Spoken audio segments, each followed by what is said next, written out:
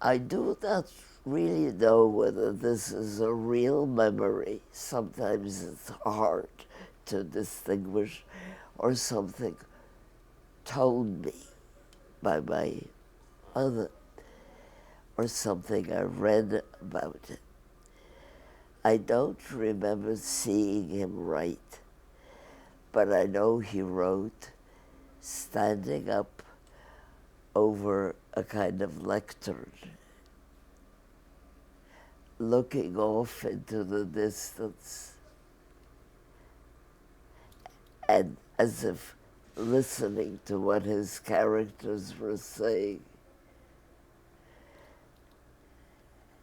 and writing. Beautiful handwriting, calligraphy, both in Russian, in Yiddish, in Hebrew. Beautiful. I have copies, of course, of his letters to Belotchka.